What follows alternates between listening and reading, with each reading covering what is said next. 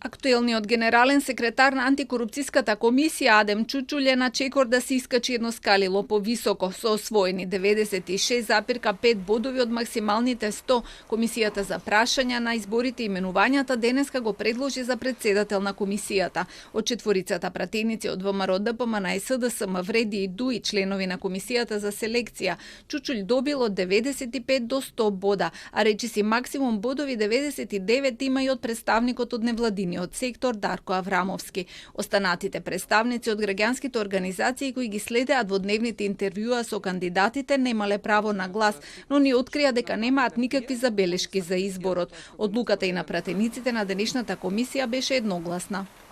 За председател на Државната комисија за спречување на корупција се предлага Адем Чучул, дипломиран правник со положен правосуден испит од Скопје, кој е прв на ранг листата и доби најголем број на бодови, односно 96,5 бодови.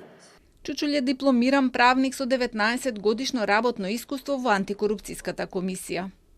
Во образложението за изборот на Чучул стои дека покажал искуство во справување со корупцијата и судирот на интереси, како и јасна визија и програма за понатамошниот развој на антикорупцијската комисија. На јавниот оглас беа пријавени 13 кандидати, во меѓувреме едниот ја повлече кандидатурата, додека двајца други беа селектирани од страна на комисијата за селекција, од причина што на едниот не му биле комплетни документите, а другиот немал соодветно образование.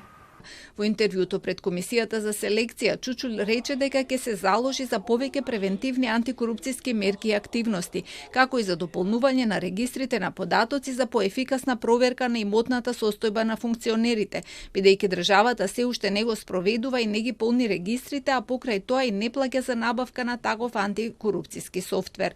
Рече и дека критиките во годинешниот извештај на Европската комисија за работата на комисијата треба да се прифатат и да се работи на нивно отстранување. Европскиот извештај констатираше дека ДКСК не е активна како порано и дека треба да работи проактивно и поефикасно за откривање на случаи на корупција извршена од функционери на власт.